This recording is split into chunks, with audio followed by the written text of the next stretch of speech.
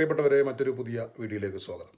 ഇന്ന് 27/4/2024 ഹൈറിച്ച് തട്ടിപ്പ് വിഷയവുമായിട്ട് ബന്ധപ്പെട്ട് സെഷൻസ് കോടതി ഇന്ന് ഒരു വിധി പുറപ്പെടുവിച്ചിരുന്നു. ഏകദേശം 4-5 മാസത്തോളമായിട്ടുള്ള ഹൈറിച്ചിൻ്റെ പ്രയാണം ഇന്ന് പര്യവസാനിച്ചിരിക്കുകയാണ്. അവരുടെ അക്കൗണ്ട് മരവിപ്പിക്കപ്പെട്ട ബഡ്സ് പ്രകാരം മരവിപ്പിക്കപ്പെട്ട ഇവരുടെ അക്കൗണ്ടുകൾ തുറന്ന് പ്രവർത്തിക്കണം, അവർക്കതിലൂടെ വീണ്ടും ബിസിനസ് ചെയ്യാൻ അവസരം നൽകണമെന്നൊക്കെയുള്ള അവരുടെ വാദം ഇന്ന് കോടതി തള്ളിയിരിക്കുകയാണ്. ആ വിഷയം ഇതോടെ അവസാനിച്ചിരിക്കുകയാണ്.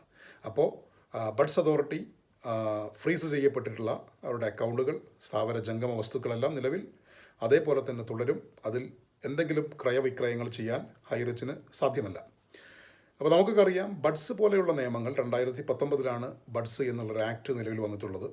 ബഡ്സ് നിലവിൽ വന്നിട്ടുള്ളത് ഇത്തരത്തിൽ പാവപ്പെട്ട പൗരന്മാരെ പറഞ്ഞു പറ്റിക്കുന്ന സ്കീമുകൾക്ക് തടയിടാനും അതിലൂടെ പൗരന്മാർക്ക് നഷ്ടപ്പെട്ടിട്ടുള്ള പണം തിരിച്ച് വാങ്ങിക്കൊടുക്കാനും ഒക്കെയുള്ള ഒരു നിയമമാണ് ബഡ്സ് ആക്ട്.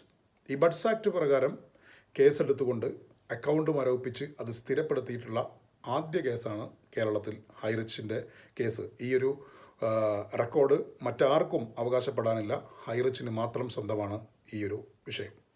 ഇന്നലകളിൽ ഹൈറിച്ചിൻ്റെ ലീഡേഴ്സും അതിൻ്റെ ന്യായീകരണവാദികളും ഒക്കെ തള്ളിമറിച്ചിരുന്ന ഒരു വിഷയമാണ്, ഞങ്ങൾക്കെതിരെ ഇന്ന് വരെ കോടതി ഒന്നും പറഞ്ഞിട്ടില്ല, ഞങ്ങൾക്ക് നിയമപരമായി പ്രവർത്തിക്കാം, ഞങ്ങൾ ദൈവത്തിൻ്റെ കരസ്പർശമുള്ള കമ്പനിയാണ്, ഞങ്ങൾ കുഞ്ഞമ്മയാണ്, ഞങ്ങളുടെ അന്നമ്മയാണ്, കുഞ്ഞമ്മയാണ്, ലോകമുറ്റു നോക്കിക്കൊണ്ടിരിക്കുന്ന ഒരു കമ്പനിയാണ് ഞങ്ങളുടെയൊക്കെ പറഞ്ഞിരുന്ന ഹൈറിച്ചിൻ്റെ ന്യായീകരണവാദികളുടെ തലയിൽ തേങ്ങ വീണ അവസ്ഥയാണ് നിലവിൽ ഇപ്പോൾ ഉള്ളത്.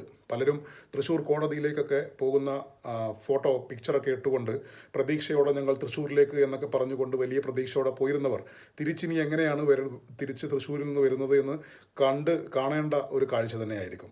എന്തായാലും ഈ കേരളത്തിൽ അല്ലെങ്കിൽ നമ്മുടെ നാട്ടിൽ ഇതേപോലെ കള്ള സ്കീമുമായിട്ട് വന്നിട്ട് പാവങ്ങളുടെ പണം അടിച്ചു മാറ്റാൻ കച്ചകെട്ടി ഇറങ്ങിയിട്ടുള്ള അവരുടെ കരടത്തേക്കേറ്റ അടിയാണ് ഇത്തരം നിയമപ്രകാരമുള്ള നിയമങ്ങൾ കൊണ്ട് ഇവരുടെ അക്കൗണ്ടുകൾ മരവിപ്പിച്ച ഇവരുടെ സ്ഥാവര ജംഗമ വസ്തുക്കൾ ഇവർ ഈ സ്കാമിലൂടെ ഉണ്ടാക്കിയിട്ടുള്ള ആയിരക്കണക്കിന് കോടിക്കണക്കിന് രൂപ ഇവർക്കിനി വിനിയോഗിക്കാൻ സാധിക്കാതെ ഗവൺമെൻറ്റിൻ്റെ അധീനതയിൽ വെച്ചുകൊണ്ട് ഇനി അതിലൂടെ ആരൊക്കെയാണോ കേസുമായിട്ട് മുന്നോട്ട് പോകുന്നത് അവർക്ക് ആ പണം തിരിച്ചു ലഭിക്കാനുള്ള ഒരു നല്ല നിയമം ബഡ്സ് എന്നുള്ളത് ഇനി സ്കാം ചെയ്യാൻ പോകുന്ന കേരളത്തിൽ ഇതേപോലെ തട്ടിപ്പ് സ്കീമുകൾ നടത്തി സ്കാം ചെയ്യാൻ ആരംഭിക്കുന്നവർ ഒന്ന് കരുതിയിരിക്കുന്നത് നല്ലതാണ്.